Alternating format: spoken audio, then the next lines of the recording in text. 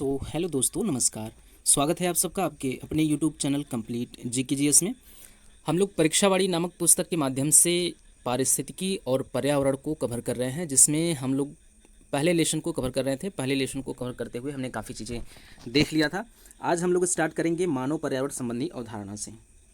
इससे पहले की सारी चीज़ें हम लोगों ने कंप्लीट कर लिया है। आज हम लोग यहाँ से मानव पर्यावरण संबंधित प्रमुख अवधारणाओं के बारे में बात करेंगे। फिर यहाँ पर हमारा पहला लेसन समाप्त हो जाएगा। इसके बाद हम लोग पहले लेसन से संबंधित इस पुस्तक में जितने प्रश्न उत्तर है वो सारी चीज़ें हम लोग कवर करने के बाद दूसरे लेसन की ओर आगे बढ़ेंगे। तो चलिए शुरू करते हैं हम लोग आज अपने इस टॉपिक को। तो इसमें हम लोग पढ़ने जा रहे हैं मानव पर्यावरण संबंधी अवधारणा को। इसके अंतर्गत देखें तो आदिकाल से लेकर वर्तमान काल तक मानव और पर्यावरण के मध्य संबंध परस्पर सहभागिता एवं स्वावलंबन पर आधारित रहा है। ये चीज़ हम लोगों ने पिछले इससे पहले लगभग सभी क्लासेस में हम लोगों ने ये देखा था कि स्टार्टिंग में जो मानव और पर्यावरण के बीच का जो संबंध था वो एक सहभागिता वाला संबंध था। जो जितनी आवश्यकता मानव को पर्यावरण से रहती थी उतनी आवश्यकता मनुष्य अपनी पूरा भी करता था, लेकिन उतनी आवश्यकता पूरा करने के क्रम में पर्यावरण पर कोई हानि नहीं पहुंचता था। तो ये वाला संबंध हुआ करता था। तो हम लोगों ने ये भी देखा था कि मानव और पर्यावरण के बीच में दो प्रकार के संबंध है, एक ग्रहीता का, एक दाता का। यानी कि एक ग्रहण करने वाले के रूप में और एक कुछ देने वाले के रूप में। बस इतना ही संबंध हुआ करता था मानव और पर्यावरण के बीच में। ठीक है, वही चीज़ यहाँ पे बता रहा है। उसके बाद अनेकों ने भूगोलविदों, विचारकों और पर्यावरणविदों ने मानव पर्यावरण के मध्य परिवर्तनशील संबंधों को एक विचारधारा के रूप में विश्लेषित किया है, जो पर्यावरण की विभिन्न आवश्यकताओं के रूप में प्रकट किए गए हैं। तो यहाँ पे बता रहा है कि विभिन्न प्रकार के जो वैज्ञानिक रहे हैं, आप वैज्ञानिक के रूप में जान सकते हैं, जैसे विभिन्न प्रकार के पर्यावरणविद रहे हैं या भूगोलविद रहे हैं। ये लोग जो स्टार्टिंग से लेकर के अब तक के जो पर्यावरण और मानव के बीच में बदलते संबंध हैं, उन संबंधों को एक विचारधारा के रूप में प्रकट किया है। तो उन्हीं विचारधाराओं के रूप में यहाँ पे बताया जा रहा है कि मानव पर्यावरण संबंधी अवधारणा, कुछ अवधारणाएं प्रस्तुत की हैं। उसमें ये बताया गया है कि किस प्रकार से मनुष्य और पर्यावरण के बीच में जो संबंध प्रारंभ में था वो कैसे कैसे बदलते बदलते धीरे धीरे आधुनिक काल में किस प्रकार से एक शत्रुतापूर्ण संबंध हो गया है दोनों के बीच में। तो ये सारी चीज़ें यहाँ पे बता रहा है। उसके बाद हम लोग देखें तो ये जो अवधारणाएं हैं जो इनके संदर्भ में बताई गई हैं, जो भूगोलविदों ने या पर्यावरणविदों ने जो अवधारणाएं दी हैं, जो विचारधाराएं दी हैं, उनके अंतर्गत बात करें तो पहला विचारधारा जो हमारे सामने निकल के आता है वो है नियतिवादी अवधारणा। वो कौन सी अवधारणा है? वो है नियतिवादी अवधारणा। तो हम लोग देखेंगे कि नियतिवादी अवधारणा दरअसल है क्या। तो अगर हम देखें तो यह अवधारणा मानव को पर्यावरण का एक ही तत्व मानता है। तो यह अवधारणा मानव को पर्यावरण का एक ही तत्व मानता है। हम्बोल्ट, रेटजेल व कॉल रीटर जैसे नियतिवादी भूगोलवेत्ताओं ने मानव जीवन को प्रकृति पर पूर्णतः निर्भर माना है। तो इसमें जो नियतिवादी अवधारणा है वो ये कहता है कि जो मानव है, मानव पूर्ण रूप से प्रकृति पर निर्भर है। यानी कि इसमें हम कह सकते हैं कि मानव जो है वो दास है और प्रकृति जो है वो क्या है? देवता है। मानव दास है, प्रकृति ही देवता है या पृथ्वी देवता है, कुछ भी कह लें आप। तो ऐसी अवधारणा के अंतर्गत कहा जाता है। इसमें कहा गया है कि जैसे मानव जीवन को प्रकृति पर पूर्णतः निर्भर माना है, अर्थात प्रकृति को सर्वशक्तिमान एवं नियंत्रक माना गया है तथा मानव को प्रकृति के हाथों का खिलौना माना गया है। तो इसको हम ऐसे एक जगह अगर हम लोग लिखना चाहे तो नियतिवादी अवधारणा को हम लोग कह सकते हैं कि नियतिवादी अवधारणा,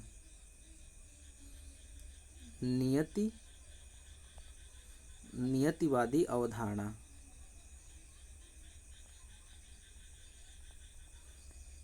नियतिवादी अवधारणा के अंतर्गत बस इतना हमें जानना है। बहुत सारी चीज़ें हम लोग यहाँ वहाँ पे पढ़ेंगे जो दिया गया है, लेकिन इसमें संक्षेप में हम देखें तो दो चीज़ें हम इसमें देख सकते हैं। नियतिवादी अवधारणा के अंतर्गत दो चीज़ों को हम लोग विशेष रूप से देख सकते हैं। ठीक है, वो क्या चीज़ है? यहाँ पे जो मनुष्य है वो क्या है? मनुष्य क्या है? मनुष्य प्रकृति का दास है। मनुष्य क्या है? प्रकृति का दास है। और दो चीजें हैं, एक तो ये है, दूसरी चीज क्या है इसमें कि मनुष्य जो प्रकृति है, प्रकृति क्या है? प्रकृति मनुष्य का स्वामी है, स्वामी है। तो ये दो चीज हम लोग देख सकते हैं। बस ये मुख्य चीज है नियतिवादी अवधारणा के अंतर्गत। नियतिवादी अवधारणा के अंतर्गत जो प्रमुख चीज है, दो चीज, वो ये है, एक आप कहेंगे कि प्रकृति जो है प्रकृति का दास है। मनुष्य क्या है? प्रकृति का दास है। और जो प्रकृति है वो मनुष्य का स्वामी है। ऐसे भी आप देख सकते हैं, हम लोग ऐसे कह लें कि नियतिवादी अवधारणा के अंतर्गत अगर हम लोग बात करें तो यहाँ पे हम कह सकते हैं कि मनुष्य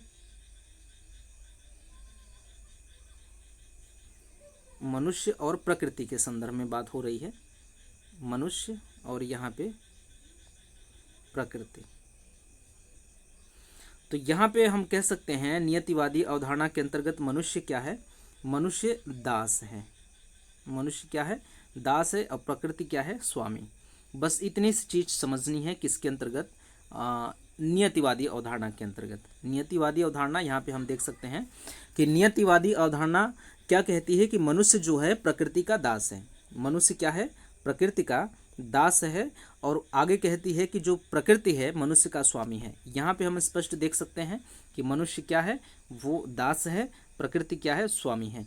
बस यही चीज मेन थीम है, एक आधारभूत संकल्पना है नियतिवादी अवधारणा की। अब बाकी सारी चीज़ें इसके अंतर्गत देखी जाएंगी, इसी के इर्द गिर्द घूमेगा। तो चीज़ यहाँ पे हमें समझ में आ गई होगी कि नियतिवादी अवधारणा क्या है। ठीक, तो यहाँ पे चीज़ बताया जा रहा है कि प्रकृति को सर्वशक्तिमान एवं नियंत्रक माना गया है तथा मानव को प्रकृति के हाथों का खिलौना कहा गया है। दूसरे शब्दों में यह उपागम प्रकृति ने मनुष्य को बनाया है, प्रकृति ने मनुष्य को बनाया है के सिद्धांत पर आधारित है। तो हम कह सकते हैं कि प्रकृति को मनुष्य ने बनाया है। ये अवधारणा के अनुसार, इस अवधारणा के अनुसार प्रकृति ने मनुष्य को बनाया है, ये चीज यहाँ पे बताया जाता है। ठीक है, तो इसमें हम लोग देख रहे थे कि इसका जो निष्कर्ष हमें निकल के आता है, निष्कर्ष देखने को मिलता है, वो ये मिलता है कि प्रकृति ने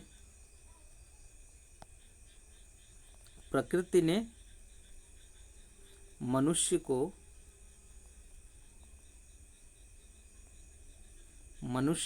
बनाया है। तो ये चीज़ यहाँ पे हम लोगों को देखने को मिल रहा है। ये देख लीजिए, यहाँ पे सारी चीज़ें स्पष्ट हो गई, सामने आ गई कि नियतिवादी अवधारणा के अंतर्गत क्या क्या चीज़ें हैं। मनुष्य प्रकृति का दास है, वहीं बात कर लें तो प्रकृति जो है मनुष्य का स्वामी है। ठीक है, तो ये अवधारणा टिकी हुई किस पर है? ये अवधारणा इस पर टिकी हुई है कि जो प्रकृति है, प्रकृति ने ही मनुष्य को बनाया है। जबकि ये लगभग आप देख सकते हैं ठीक ही है, प्रकृति ने मनुष्य को बनाया है। अब हम लोग आगे देखते हैं ये अवधारणा आगे क्या कह रही है। इस सिद्धांत का प्रभुत्व 1920 तक बना रहा। 1920 तक ये मान्यता बनी रही कि जो प्रकृति है वो सर्वशक्तिमान है और नियंत्रक है, मनुष्य को नियंत्रण में रखती है। ये अवधारणा 1920 तक बनी रही। इस अवधारणा को निश्चयवाद की भी संज्ञा दी गई है। तो नियतिवादी अवधारणा को निश्चयवाद की भी संज्ञा दी गई है। ठीक है, इसका जो अन्य नाम है, इसको हम लोग कह सकते हैं, यहाँ पे नियतिवादी अवधारणा का जो अन्य नाम है वो हम लोग निश्चयवादी कह सकते हैं। अन्य नाम, ऐसे एक जगह सारी चीजें हो जा रही हैं। इसका जो अन्य नाम है वो क्या है? निश्चयवाद।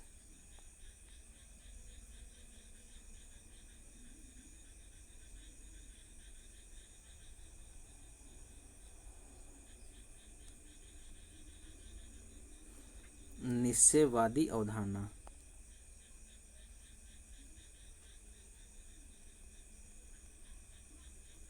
निश्चयवादी अवधारणा है ये, ठीक है।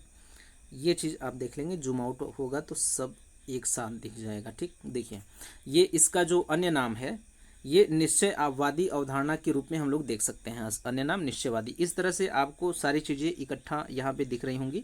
ये जो मूल अवधारणा है नियतिवादी या निश्चयवादी का, आप इस पेज में पूरी तरह से देख सकते हैं कि मनुष्य प्रकृति का दास है, प्रकृति जो है मनुष्य का स्वामी है। और आगे हम लोग कह रहे हैं कि प्रकृति ने ही मनुष्य को बनाया है, ये इसी अवधारणा पर टिका हुआ है। और इसका जो अन्य नाम है वो क्या है, निश्चयवादी अवधारणा, इसका अन्य नाम देखने को मिलता है।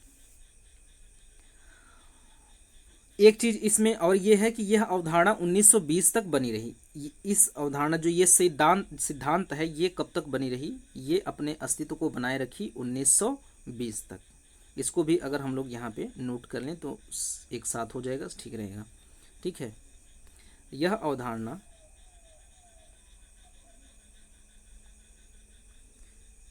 यह अवधारणा 1920 तक ऐसे ही बनी रही।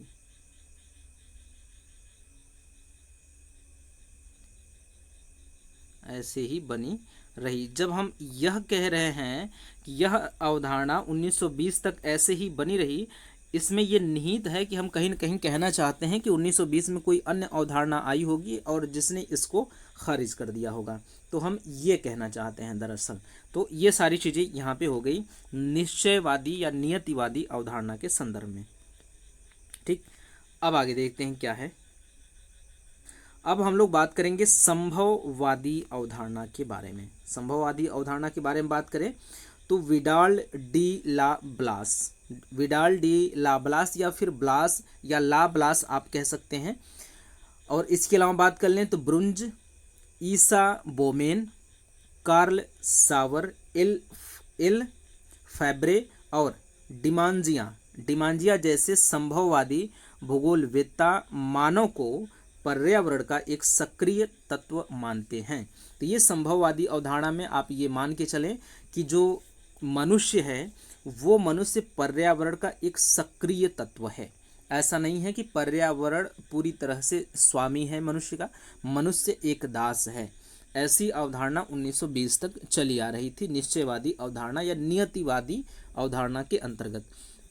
लेकिन 1920 के पश्चात संभववादी अवधारणा सामने आती है और ये अवधारणा कहती है कि जो मनुष्य है पर्यावरण का एक सक्रिय तत्व है। मनुष्य को पर्यावरण का एक सक्रिय तत्व मानते हुए ये कहते हैं कि मानव प्रकृति पर विजय प्राप्त कर चुका है, ठीक है। 1920 के बाद ये सारी चीज़ें जो पर्यावरण और मनुष्य के बीच में बदलते संबंधों को देखकर किस प्रकार से मनुष्य की विवेकशीलता और प्रौद्योगिकी बढ़ रही है और बढ़ते हुए पर्यावरण पर हावी होते जा रहे हैं, तो उसको देखते हुए संभववादी अवधारणा सामने आती है। इसके अंतर्गत कहा जाता है कि मनुष्य जो है पर्यावरण का एक सक्रिय तत्व है और ये सक्रिय तत्व क्या कर रहा है, प्रकृति पर विजय प्राप्त कर चुका है एवं उसमें हर प्रकार का परिवर्तन कर सकता है। प्रकृति में हर प्रकार का परिवर्तन मनुष्य कर सकता है।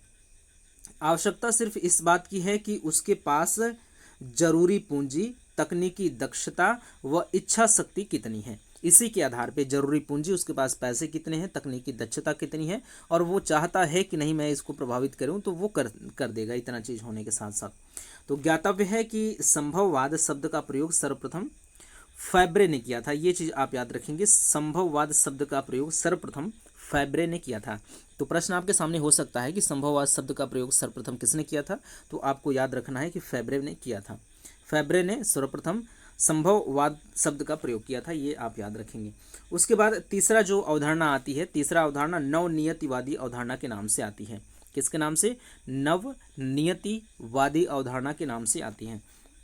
इस अवधारणा के अंतर्गत क्या कहा जा रहा है कि यह अवधारणा दोनों ही अतिवादी अवधारणाओं का खंडन करती है।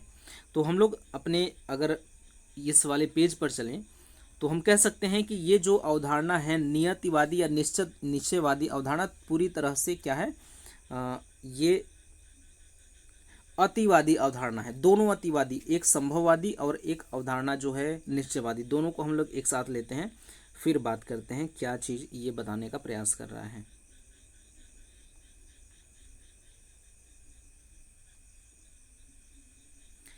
ठीक है, एक है संभववादी,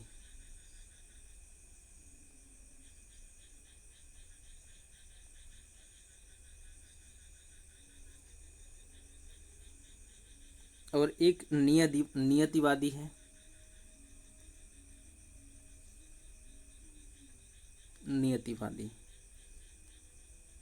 यहाँ पे नियतिवादी है। अब देखिए, जो नियतिवादी अवधारणा है वो क्या कहता है, इसमें अब दो चीज़ें हैं, हम लोग इसको ऐसे समझ लें, मनुष्य जो है और यहाँ पे पर्यावरण क्या है, प्रकृति की बात कर लें या पर्यावरण की, पर्यावरण, यहाँ पे प्रकृति भी आप ले सकते हैं। तो इसमें क्या बताया जाता है कि जो मनुष्य है वो क्या है, पर्यावरण का, मनुष्य क्या है, दास है, और पर्यावरण क्या है, स्वामी है।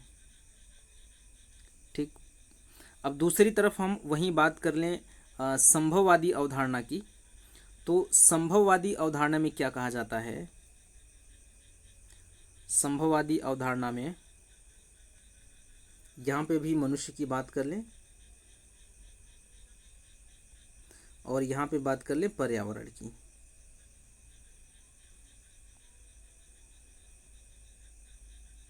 तो यहाँ पर जो मनुष्य है वो क्या है, वो यहाँ पे जो मनुष्य है वो स्वामी है, वो पर्यावरण का स्वामी है। मनुष्य जो है वो स्वामी है और पर्यावरण क्या है, वो मनुष्य का दास है। यहाँ पे उल्टा हो जाता है। इस तरह से आप देखिए, अब जूम आउट करिए, अब दिख जाएगा साफ साफ। अब देखिए, यहाँ पे संभववादी और नियतिवादी अवधारणा की जो बात हो रही है वो कहा जा रहा है कि संभववादी अवधारणा में मनुष्य स्वामी है, मनुष्य क्या है, स्वामी है, पर्यावरण जो है वो दास है। जबकि नियतिवादी अवधारणा में थोड़ा सा हमको पहले नियतिवादी लिखना चाहिए था और संभववादी बाद में, लेकिन आप देख लीजिए क्योंकि नियतिवादी अवधारणा पहले आनी चाहिए, नियतिवादी अवधारणा पहले आनी चाहिए। इसके अंतर्गत जो मनुष्य है वो क्या है, दास है, और पर्यावरण जो है वो क्या है, स्वामी है। वहीं पे अगर हम लोग संभववादी अवधारणा की बात करें तो इसके अंतर्गत जो मनुष्य है वो स्वामी हो जाता है, पर्यावरण दास हो जाता है आगे चल करके। तो ये दोनों अतिवादी अवधारणा है, दोनों क्या है, दोनों अतिवादी अवधारणा है।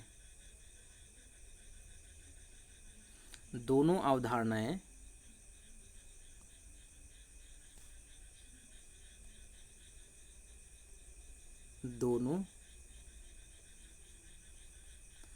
अवधारणाएं अतिवादी अवधारणा है, अतिवादी अवधारणा है।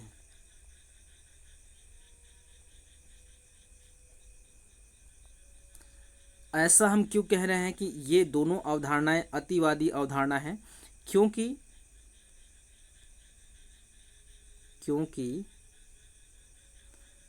एक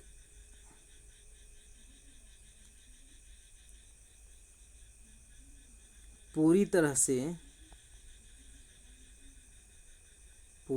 से मनुष्य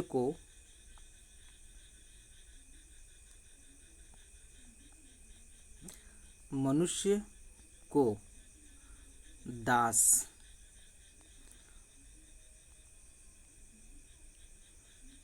तो दूसरी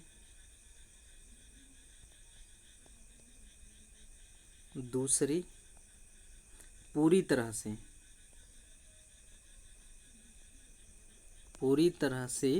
मनुष्य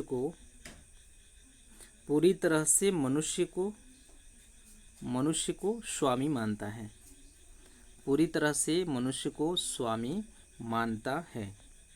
तो इस प्रकार से दोनों अवधारणाएं जो हैं एक अतिवादी अवधारणा है, क्योंकि दोनों पूरी तरह से एक पक्ष में चले जाते हैं, दोनों क्या करते हैं, पूरी तरह से एक पक्ष में झुके हुए हैं। एक तो पूरी तरह से मनुष्य को स्वामी मानता है और एक पूरी तरह से पर्यावरण को स्वामी मानता है। या फिर हम कह लें कि एक तो पूरी तरह से मनुष्य को दास मानता है, एक पूरी तरह से मनुष्य को स्वामी मानता है।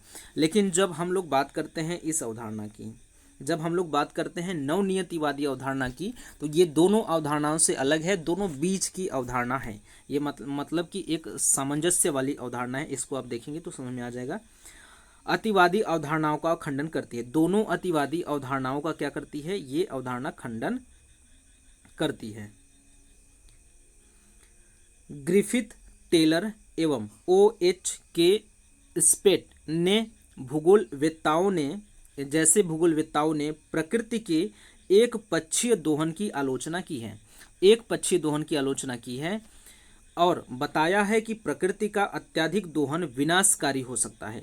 उन्होंने प्रकृति के संदर्भ में रुको और जाओ, स्टॉप एंड गो की नीति अपनाने को कहा एवं बताया कि प्रकृति की अपनी सुंदरता है, अपनी सीमाएं हैं। अतः हमें चाहिए कि हम प्रकृति को समझें। अतः हमें चाहिए कि हम प्रकृति को समझने का प्रयास करें। प्रकृति को समझने का प्रयास करें। उसके बाद प्रकृति को समझने का प्रयास करें, उसके बाद विकास की नीतियों का निर्धारण करें। ये चीज़ यहाँ पे बता रहा है। तो हमें क्या कह रहा है कि रुको और जाओ। रुको और जाओ, इसमें आप समझ लीजिए कि जैसे एक जगह मान लीजिए कि 1 2 3 4 5, यहाँ पे 5 क्या है, 5 पौधे हैं।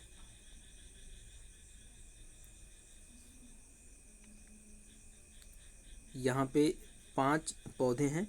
यहाँ पे रुको और जाओ, रुको और जाओ, यहाँ पे स्टॉप एंड गो की अवधारणा इसलिए बता रहा है कि जैसे 5 पौधे हैं, यहाँ पे आप क्या करिए कि 5 में से 1 2 3 को मान लीजिए कि काट दीजिए। अब इसको काटने से क्या हो रहा है कि पर्यावरण पर बुरा प्रभाव पड़ रहा है। पर्यावरण पर बुरा प्रभाव पड़ने के साथ साथ मौसम चक्रण में परिवर्तन हो रहा है। तो इस प्रकार से एक श्रृंखलाबद्ध परिवर्तन देखने को मिलेगा। दुष्प्रभाव, एक तरह से परिवर्तन क्या आप दुष्प्रभाव कह सकते हैं। तो श्रृंखलाबद्ध दुष्प्रभाव हमें देखने को मिलेगा। तो आप यहाँ से अब आपको रुक जाना चाहिए। यहाँ पे क्या करना चाहिए, रुक जाना चाहिए। फिर से जब प्रकृति अपने इन 3 पौधों को वापस कर ले, जब तक फिर से एडजस्टमेंट ना कर ले तब तक आप रुके रहें। उसके बाद जब ये सारी चीज़ें पुनः कवर हो जाएं तो फिर जाके आप स्टार्ट करिए। तो ये चीज़ कह रहा है कि रुको और जाओ। पहले स्टार्टिंग में दोहन करिए। दोहन करते करते जब इतना दोहन हो जाए कि प्रकृति को नुकसान पहुंचना स्टार्ट हो जाए तो आपको फिर रुक जाना चाहिए। उसके बाद जब सारी चीज़ें कवर हो जाएं तो फिर आपको वहाँ से स्टार्ट करना चाहिए। यहाँ पे रुको और जाओ की अवधारणा के अंतर्गत ये चीज़ बताने का प्रयास कर रहा है। आगे कह रहा है कि वस्तुतः टिकाऊ या फिर शाश्वत विकास नवनियतिवादी अवधारणा से ही संबंधित रखता है। ये जो है सस्टेनेबल डेवलपमेंट यानी कि सतत विकास, यहाँ पे हम लोग कह सकते हैं सतत विकास।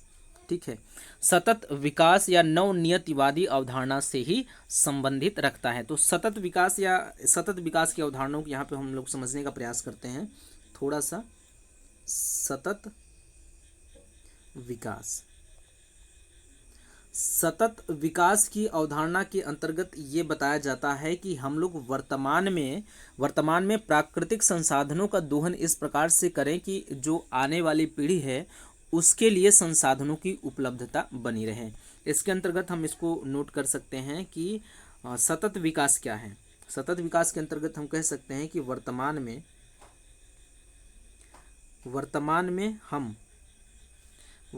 में हम प्राकृतिक संसाधनों का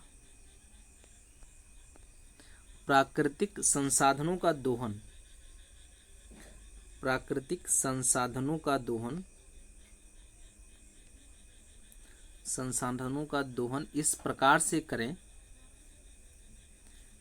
प्राकृतिक संसाधनों का दोहन इस प्रकार से करें कि भविष्य के पीढ़ी के लिए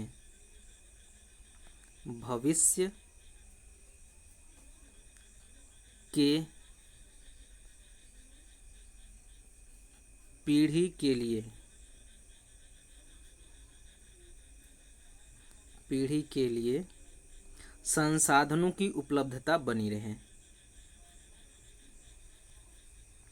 संसाधनों की उपलब्धता यहाँ पर बनी रहे। उपलब्धता, संसाधनों की उपलब्धता क्या रहे, यहाँ पे संसाधनों की उपलब्धता बनी रहे। ये क्या है, ये इसको कहते हैं सस्टेनेबल डेवलपमेंट, यानी कि सतत विकास इसी को कहते हैं। सतत विकास इसी को कहा जाता है कि वर्तमान में हम प्राकृतिक संसाधनों का प्रयोग इस प्रकार से, संसाधनों का इस प्रकार से दोहन करें, संसाधनों का दोहन, संसाधनों का यहाँ पे हम लोग क्या कर लें कि दोहन।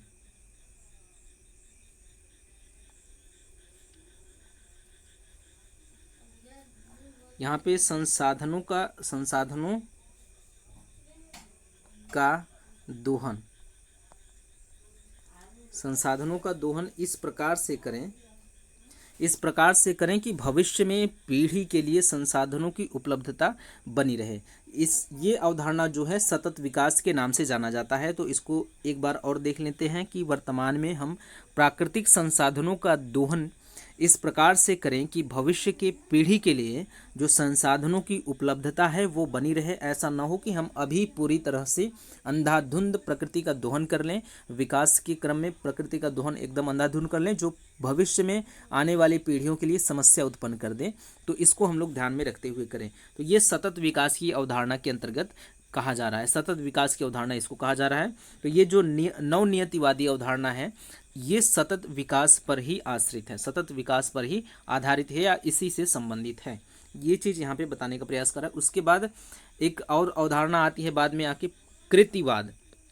कृतिवाद अवधारणा के अंतर्गत कहा जा रहा है कि इस अवधारणा के अनुसार मानव पर्यावरण को एक सहनीय स्थिति अथवा संभावित स्थिति तक निर्मित कर सकता है, परिवर्तित कर सकता है। इस अवधारणा के अनुसार मानव जो है पर्यावरण को एक सहनीय स्थिति या तो फिर संभावित स्थिति तक ही परिवर्तित कर सकता है। उसके बाद मानव अगर फिर परिवर्तित करना चाहेगा प्रकृति को तो फिर विनाशकारी जो जैसे कि आपदाएं हैं वो आना स्टार्ट हो जाएंगी। तो उसके बाद मनुष्य उसको प्रभावित नहीं कर सकता है, एक सीमा तक ही प्रभावित कर सकता है, उसको परिवर्तित कर सकता है पर्यावरण को। उसके बाद करेगा तो फिर उसका भुगतान भुगतना पड़ेगा।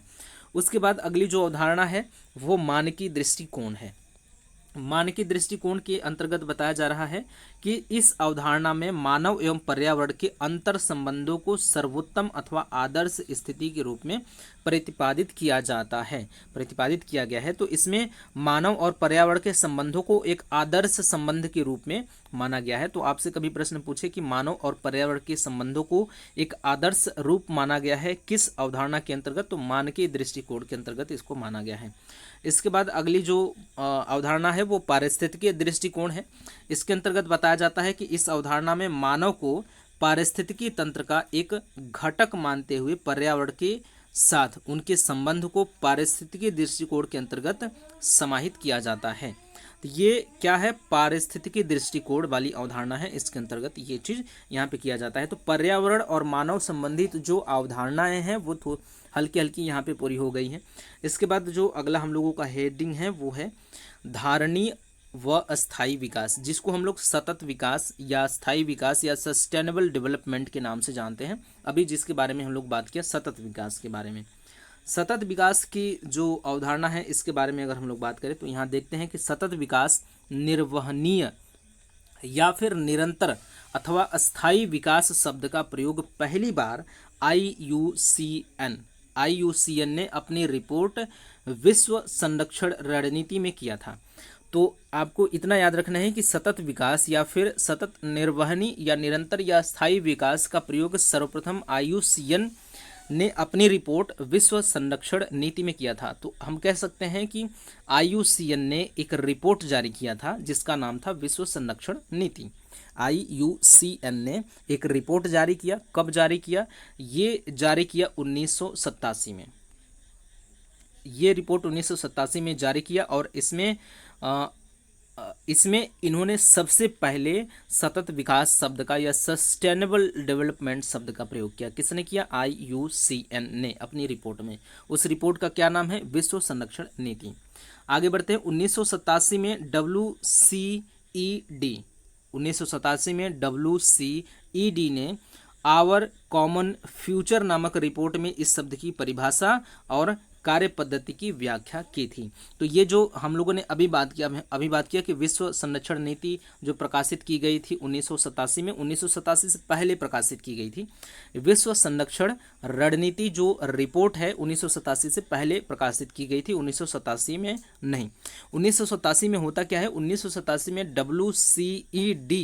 WCED ने आवर कॉमन फ्यूचर नाम का एक रिपोर्ट जारी किया और इसमें सतत विकास शब्द की परिभाषा की थी।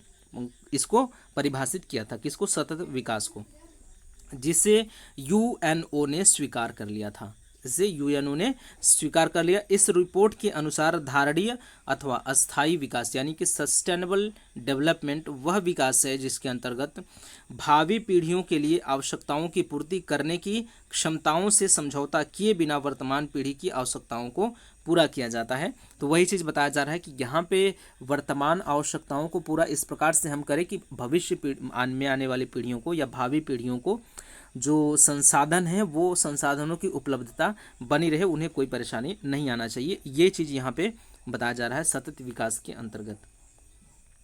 अगला जो पॉइंट है वो अतः पर्यावरण की सुरक्षा के बिना विकास को निर्वहनीय नहीं बनाया जा सकता है। तो पर्यावरण की सुरक्षा जरूरी है। ऐसा नहीं है कि पर्यावरण की सुरक्षा किए बिना अंधाधुंध दोहन करके हम विकास की प्रक्रिया को निरंतर बनाए रह सकते हैं। कुछ समय तक विकास की प्रक्रिया को हम बनाए रह सकते हैं, लेकिन एक सीमा के बाद प्रकृति खुद ऐसी हलचलें लाएगी कि वो सारी जो विकास की प्रक्रियाएं हैं वो बाधित हो जाएंगी और पूरी तरह से ध्वस्त हो जाएंगी। तो आर्थिक विकास, हम लोग विकास को निर्वहनीय नहीं बनाया जा सकता, यानी कि पर्यावरण की सुरक्षा के बिना विकास को निर्वहनीय नहीं बनाया जा सकता। आर्थिक विकास और पर्यावरण सुरक्षा के मध्य एक वांछित संतुलन बनाए रखना चाहिए।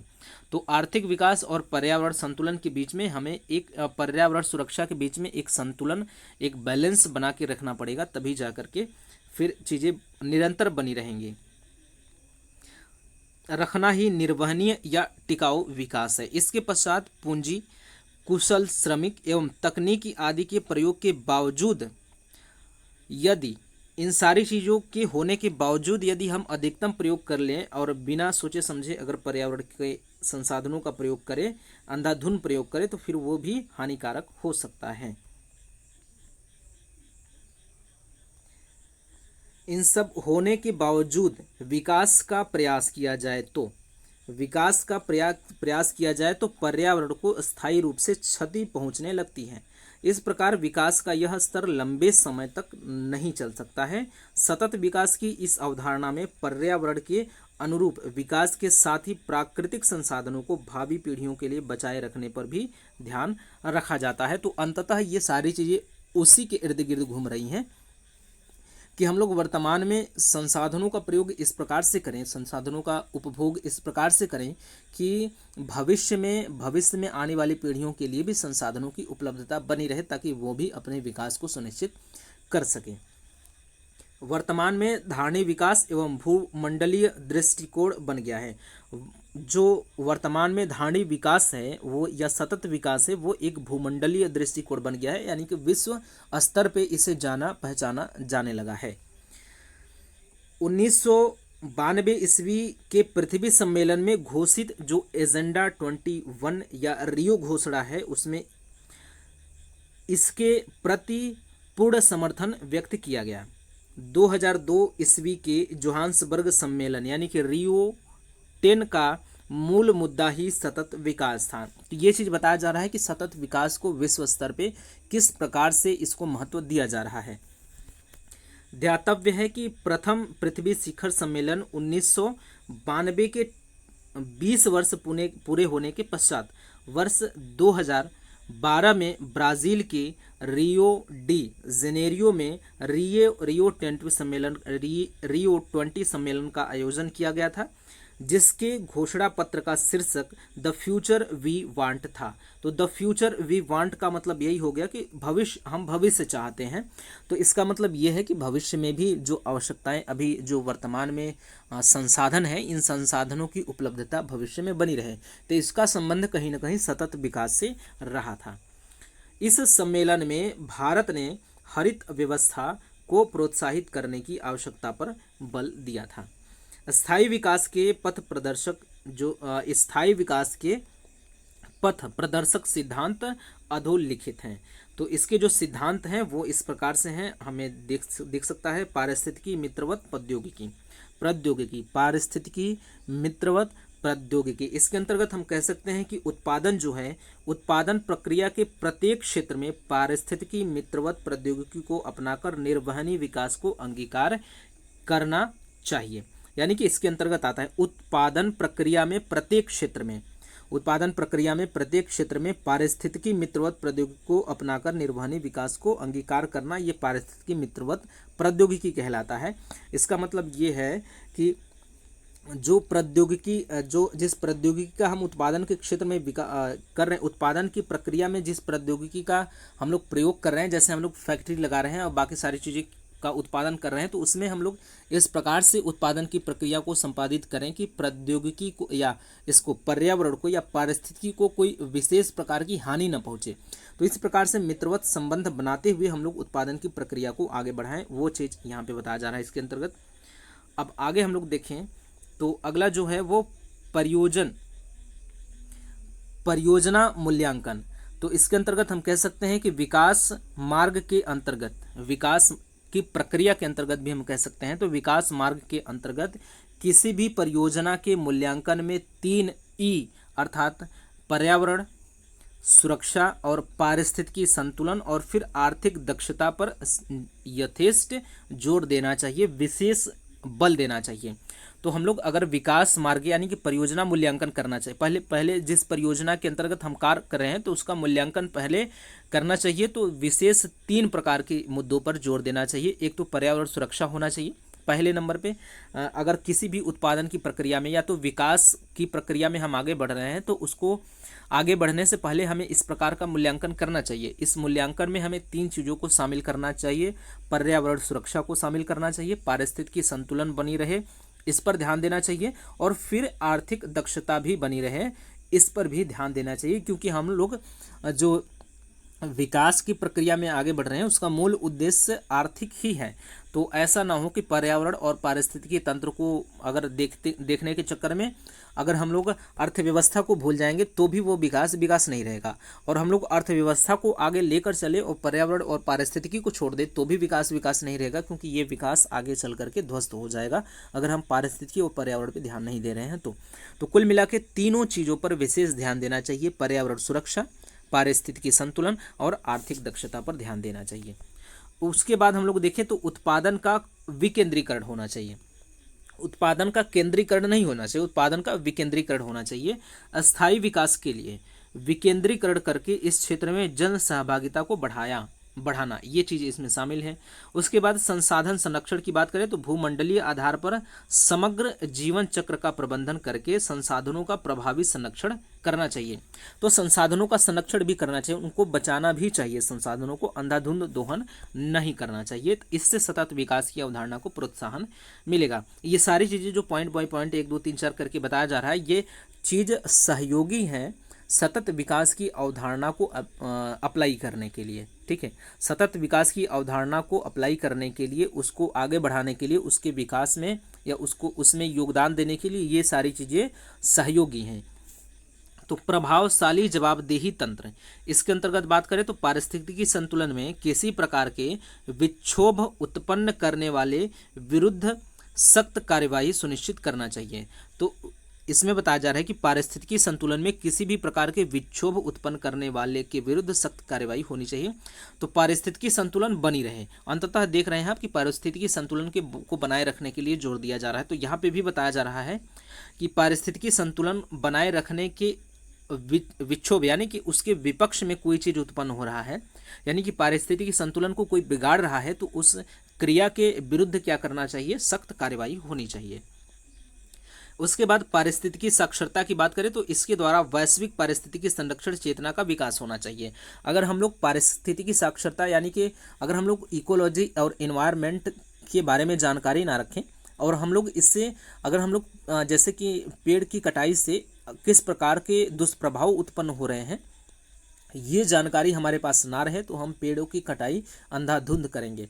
हमें डरना चाहिए कि पेड़ को काटने से क्या होगा। डरेंगे कब? जब हमें इसकी जानकारी होगी, क्योंकि डरने जैसी स्थिति पैदा हो सकती है, भयावह स्थिति पैदा हो सकती है अंधाधुंध प्रकृति के प्रयोग से, प्राकृतिक संसाधनों के अंधाधुंध प्रयोग से। अगर हम लोग इससे जो उत्पन्न भयावह परिस्थिति है इससे हम लोग अवगत रहेंगे, इसके बारे में हमें जानकारी रहेगी, तो हम इसका दोहन एक सीमा के अंदर करेंगे। ठीक है, तो इस प्रकार से हमें पारिस्थितिकी साक्षरता होनी चाहिए, हमें पारिस्थितिकी के बारे में ज्ञान होना चाहिए कि क्या करने से क्या प्रभाव उत्पन्न होगा।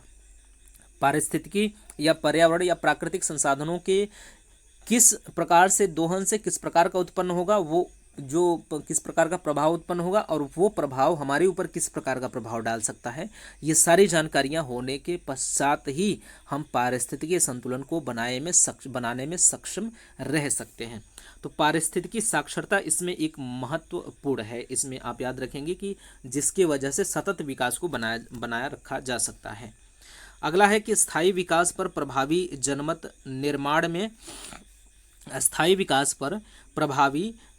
निर्माण में पर्यावरणविदों, सामाजिक कार्यकर्ताओं, गैर सरकारी संगठनों की सहायता लेना। इसमें आप ये कर सकते हैं, इन सारी चीज़ों की सहायता ले सकते हैं। अस्थायी विकास में संसार के सभी देशों द्वारा पर्यावरण के संबंध में वैश्विक संस्थाओं, संधियों व प्रोटोकॉल को पूर्ण मान्यता दिया जाना व उनका पूर्णतः अनुपालन करना। इसके वजह से भी ये करके भी हम क्या कर सकते हैं, सतत विकास को सुनिश्चित कर सकते हैं।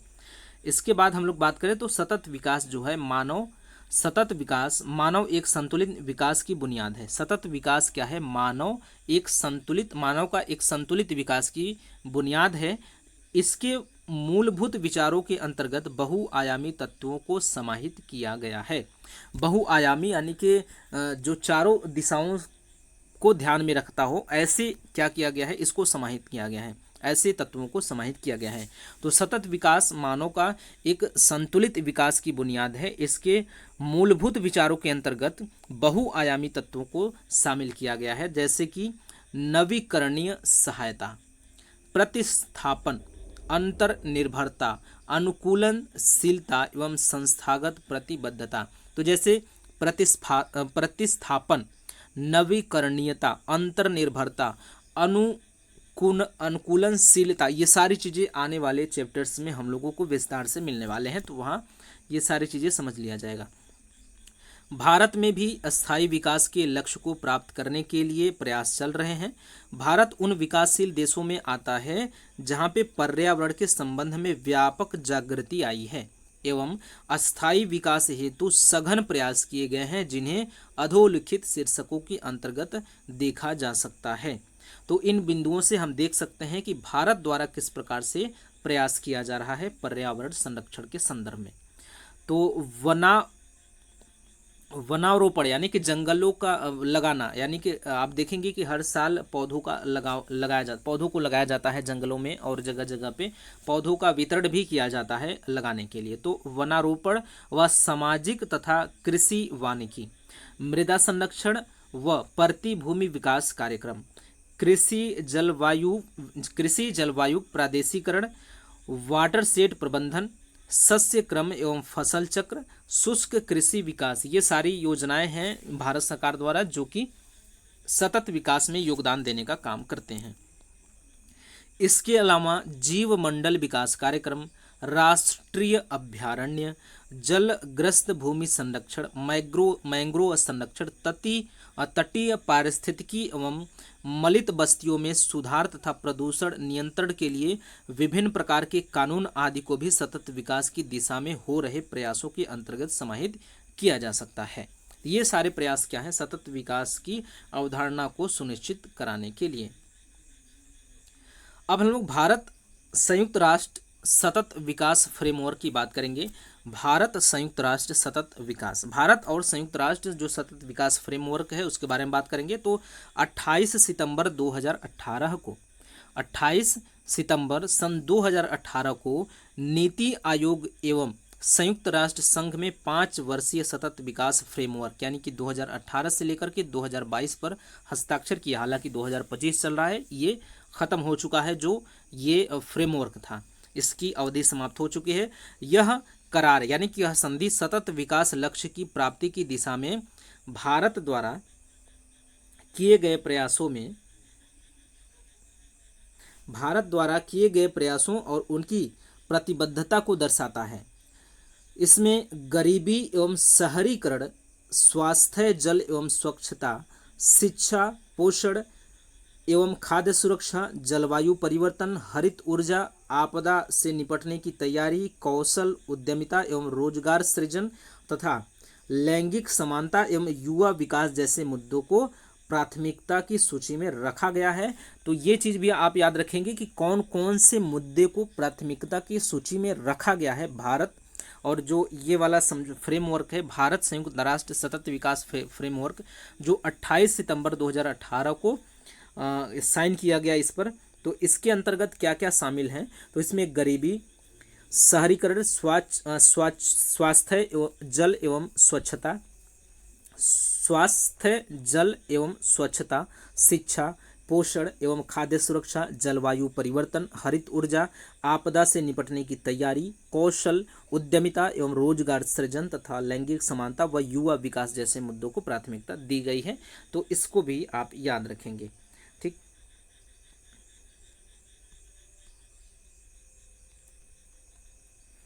आगे क्या है कि फ्रेमवर्क के अनुसार संयुक्त राष्ट्र भारत सरकार के विदेश मंत्रालय के साथ मिलकर दक्षिण सहयोग में भी मदद करेगा।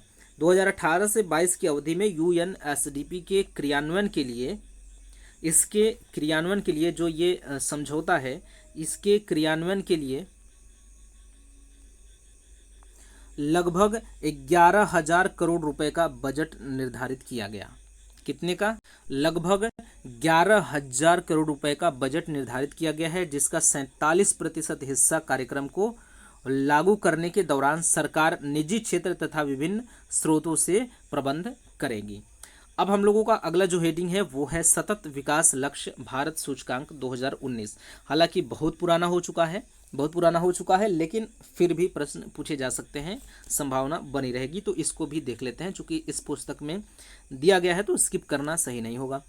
नीति आयोग ने 30 दिसंबर सन 2019 को लगातार दूसरा सतत विकास लक्ष्य भारत सूचकांक 2019 का प्रतिवेदन निर्गत किया है। यह रिपोर्ट भारत सरकार ग्लोबल ग्रीन ग्रोथ इंस्टीट्यूट तथा संयुक्त राष्ट्र के सहयोग से तैयार किया है। तो ये तैयार किसके द्वारा किया गया है? तो ग्लोबल ग्रीन ग्रोथ इंस्टीट्यूट और संयुक्त राष्ट्र के सहयोग से। इस सूचकांक में 17 सतत विकास लक्ष्यों में से 16 के आंकड़ों को शामिल किया गया है। सतत विकास लक्ष्यों के संदर्भ में प्रत्येक राज्य एवं केंद्र शासित प्रदेश के प्रदर्शन को 0 से लेकर के 100 के पैमाने पर मापा गया है। यह राज्यों के औसत प्रदर्शन को दर्शाता है। तो एक नंबरिंग किया गया कि सभी जो इसके संदर्भ में जो राज्यों द्वारा कार्य किए गए हैं, जो प्रयास किए गए हैं, उन प्रयासों के आधार पे उनको नंबर दिया जाएगा, जिससे कि वो और प्रोत्साहित हों और अधिक नंबर प्राप्त करने के लिए और अधिक प्रोत्साहित हों। इससे क्या होगा? सतत विकास को और अधिक प्रोत्साहन मिलेगा।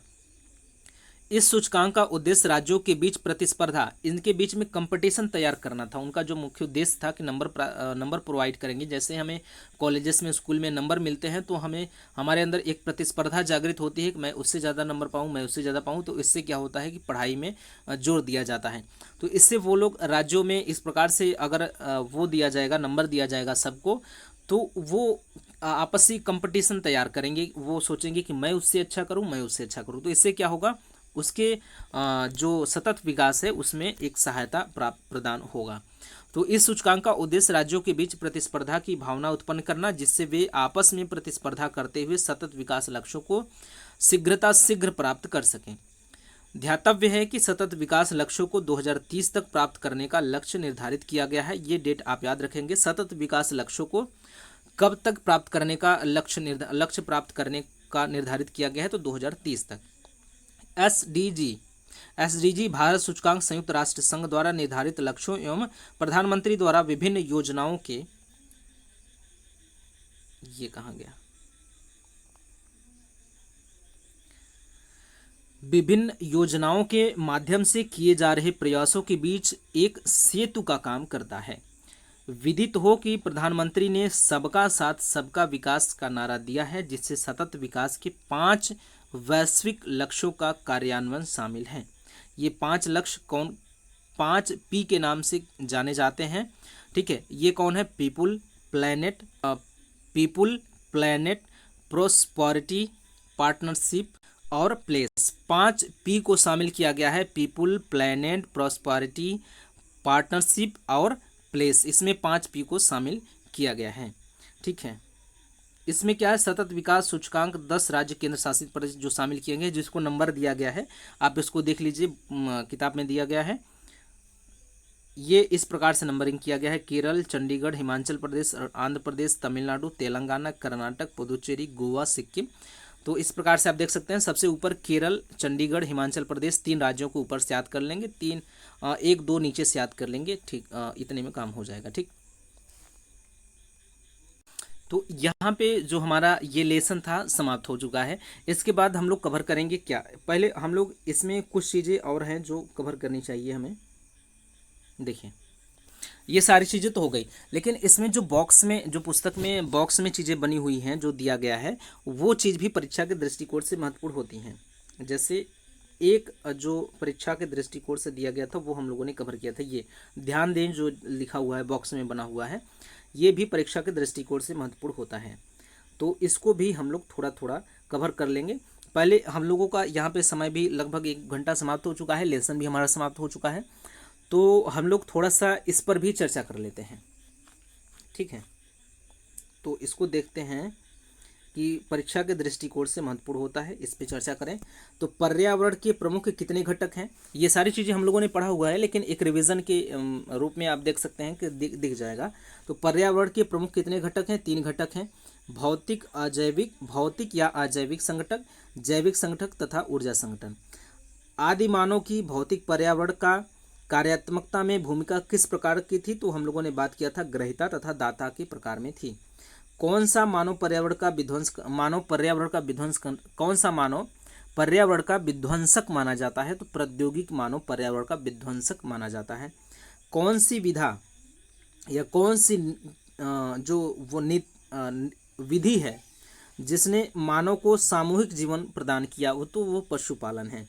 खेती की सर्वाधिक पुरातन प्रणाली क्या है? तो झूम कृषि है।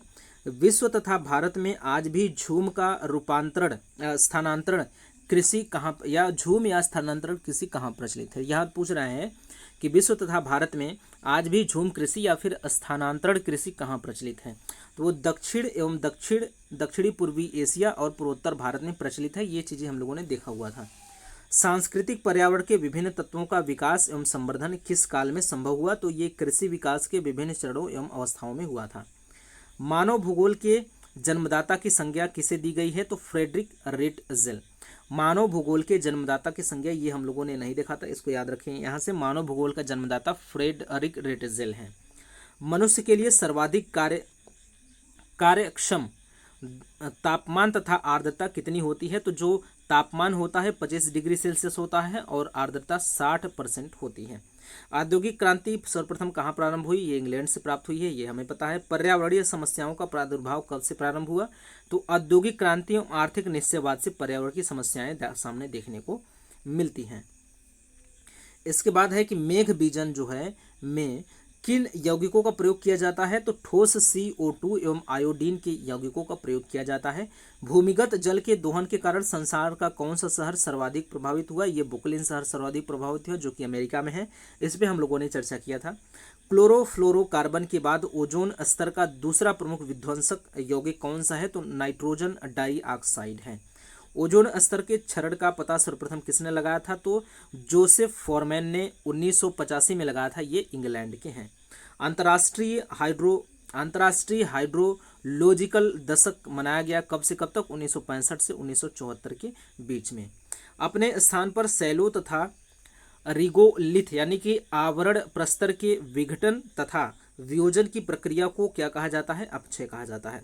अपक्षय कैसी प्रक्रिया है? एक भौमिकीय प्रक्रिया है। अपक्षय क्या है? एक भौमिकीय प्रक्रिया है। हिमालय के सहारे बसे तथा फैले हुए भारतीय नगरों में भूमिवाह एवं भूस्खलन का प्रमुख कारण क्या है? तो मनुष्य की क्रियाओं द्वारा पहाड़ी ढाल के ऊपरी भाग में समस्थितिकी की दशा की विक्षुब्धता एवं ढाल विनाश। ऐसा देखिए, ढाल विनाश देखिए ऐसे देख सकते हैं जैसे कि ये क्या है? ढाल है, ये ढाल है।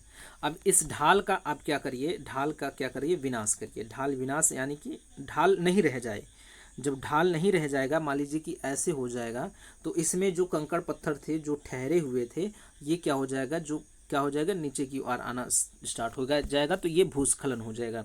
तो यही चीज़ वहाँ पे बता रहा है कि ढाल का विनाश। और फिर एक तो और चीज़ जो समस्थितिकीय दशा है, हम लोगों ने बात किया कि पृथ्वी के अंदर समस्थितिकीय दशा, यानी कि पृथ्वी जैसे अभी हम लोगों ने बात किया था पिछले कुछ क्लासेस में कि मान लीजिए कि यहाँ पे एक समुद्र है और यहाँ पे एक तालाब बना दीजिए। इसके नीचे जो चट्टानें थी, जब यहाँ पे पानी भरेगा तो इसके दबाव से क्या हो जाएंगे? ये असंतुलित अवस्था में हो जाएंगे। असंतुलित अवस्था के होने की वजह से यहाँ पे एक हलचल पैदा होगा जिससे भूकंप की प्रक्रिया उत्पन्न होगी। तो वही चीज़ यहाँ पे बताया जा रहा है, वही चीज़ यहाँ पे दिखाया जा रहा है, उसी चीज़ को समस्थितिकी दशा यहाँ पे कहा गया है। तो इससे जब भूकंप की प्रक्रिया उत्पन्न होगी तो पहाड़ी क्षेत्रों में क्या होगा? तो वहाँ के पत्थर जो कंकड़ होंगे, जो सब बड़े बड़े चट्टाने होंगे, वो नीचे की ओर आएंगे। यही भूस्खलन है। तो इसके बारे में यहाँ तक हमारा हो गया। अब किधर है हम लोगों का?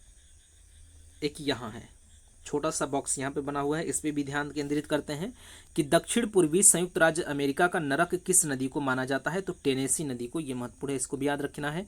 भारत की दामोदर नदी परियोजना किस नदी परियोजना की अनुकृति है? तो टेनेसी नदी घाटी परियोजना की अनुकृति है, यानी कि उसको देखकर बनाया गया है। विश्व की सर्वाधिक अवसाद का परिवहन करने वाला दो नदियां कौन है? एक येलो नदी जो कि चीन में है, एक गंगा नदी जो कि भारत में है। तो ये चीज आप याद रखेंगे, ये भी महत्वपूर्ण है। विश्व के सर्वाधिक अवसाद परिवहन मतलब सर्वाधिक अवसाद ढोने वाली नदी कौन है? येलो नदी। ठीक है, येलो नदी जो कि चीन में है, और एक गंगा नदी जो कि भारत में है। भारत की अर्थव्यवस्था का मेरुदंड कौन सी है? गंगा नदी है। मिस्र किसकी देन है? मिस्र नील नदी की देन है। पश्चिम बंगाल का शोक किस नदी को माना जाता है? दामोदर नदी को। तो ये महत्वपूर्ण है, इसको याद रखेंगे। पश्चिम बंगाल का शोक दामोदर नदी को माना जाता है। किस नदी को बिहार का शोक माना जाता है? तो कोसी नदी को। कोसी नदी को बिहार का शोक माना जाता है और दामोदर नदी को पश्चिम बंगाल का शोक के रूप में माना जाता है। तो इधर कहाँ है? ये यहाँ भी नहीं है, इसमें नहीं है, इसमें यहाँ पे देखिए है। भोपाल गैस त्रासदी कब और किसके कारण हुई? तो 30 दिसंबर 1948 को भोपाल गैस त्रासदी हुई और मिथाइल आइसोसाइनाइट मैस के रिसाव के कारण हुई, गैस के रिसाव के कारण हुई। तो एक मिथाइल आइसोसाइनाइट गैस है, इसी रिसाव के कारण ये गैस त्रासदी हुई थी। 3 दिसंबर सन 1984 को हुई थी। कितना हुआ था? 1984, याद रखना है 1984। 3 दिसंबर, सॉरी 30 नहीं, 3 दिसंबर। इसको पहले इरेज कर लेते हैं, थोड़ा सा गड़बड़ हो रहा है। ठीक है, 3 दिसंबर 1984, 3 दिसंबर 1984 को मिथाइल आइसोसाइनाइट गैस के रिसाव के कारण हुआ था। उसके बाद चेरनोबिल परमाणु दुर्घटना कब और किस देश में हुई थी? तो 26 अप्रैल 1986 को यूक्रेन के चेरनोबिल में हुआ था। 3 माइल आइलैंड दुर्घटना क्या है? यह यूएसए के परमाणु ऊर्जा संयंत्र की सबसे बड़ी दुर्घटना है जो 28 मार्च 1979 को पेंसिल्वेनिया में 3 मिसाइल द्वीप परमाणु ऊर्जा उत्पादन केंद्र पर हुई थी। ठीक, इसके बाद हम लोग देखते हैं और कहाँ है हम लोगों का। ठीक,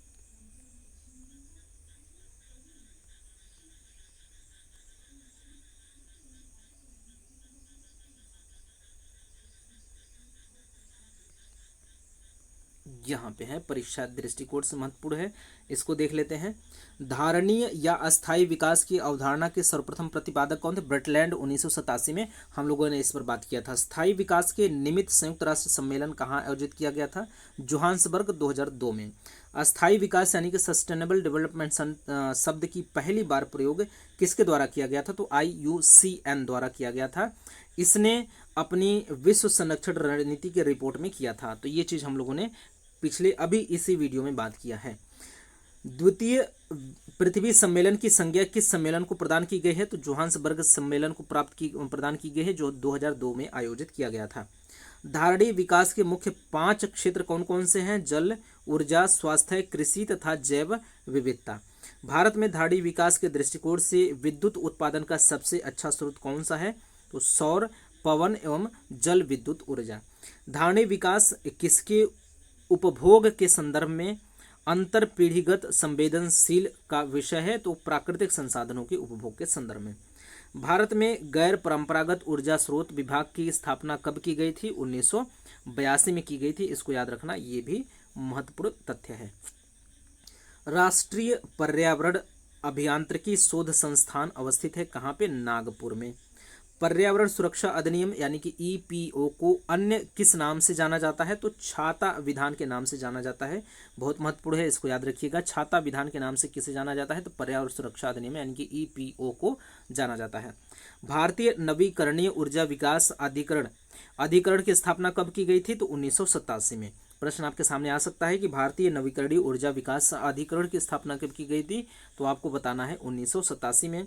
रियो +5 या पृथ्वी सम्मेलन +5 कब और कहां आयोजित किया गया था? तो आपको बताना है 23 से 27 जून 1997 के मध्य न्यूयॉर्क में क्या किया गया था? आयोजित किया गया था।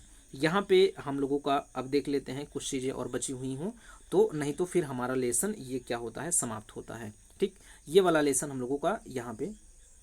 अच्छा हाँ, संयुक्त राष्ट्र द्वारा निर्धारित सतत विकास लक्ष्य यहाँ पे एक नज़र में दिया गया है, तो इसको आप देख लेंगे। 16 यहाँ पे कितना है? हाँ 16 नहीं 17 है। 17 जो है इसको थोड़ा सा हल्का हल्का पढ़ लेंगे, क्योंकि कभी कभी प्रश्न इस प्रकार से पूछ सकता है कि जो इसमें 17 लक्ष्यों में से कौन सा शामिल है या कौन सा नहीं है, तो थोड़ा सा दिमाग में ये चीज़ रहेगा। ठीक है, तो पहला लेसन यहाँ पे हमारा समाप्त हो चुका है। अगले वीडियो में हम लोग इससे संबंधित प्रश्न उत्तर को, जो MCQ है, जो वैकल्पिक प्रश्न है, उसको हम लोग को लेकर आएंगे। फिर उसके बाद अगले वीडियो से हम लोगों को दूसरा लेसन स्टार्ट हो जाएगा। तो मिलते हैं अगले वीडियो में, तब तक के लिए धन्यवाद। Thank you very much.